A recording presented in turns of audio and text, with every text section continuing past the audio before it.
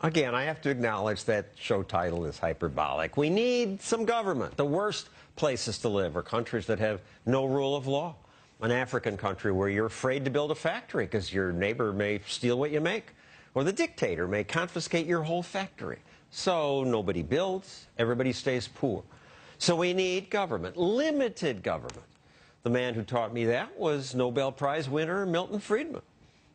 What we need is widespread public recognition that the central government should be limited to its basic functions.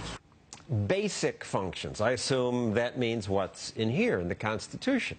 Government runs the courts, the post office, provides for the common defense.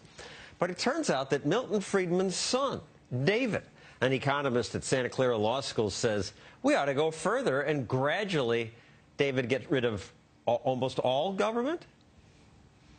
All government.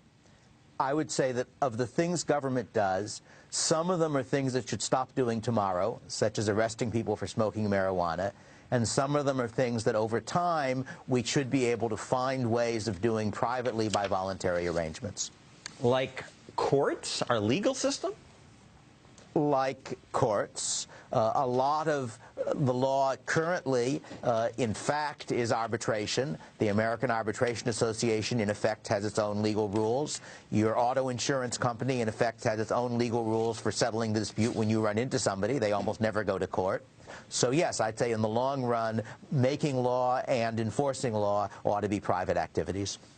Now, before we go further into this, I should point out that your book, Machinery of Freedom, goes into the details of how a system without government might work. But I mean, government's laws, this protects the poor and the weak. If you didn't have government, the rich people would just take over. Are you disturbed by the fact that in a majority of all felony trials in the U.S., the defense attorney is working for the government? That's what actually comes out of our system, where, as you say, if you're poor and are charged with a felony, you get a lawyer, but the lawyer you get is appointed by the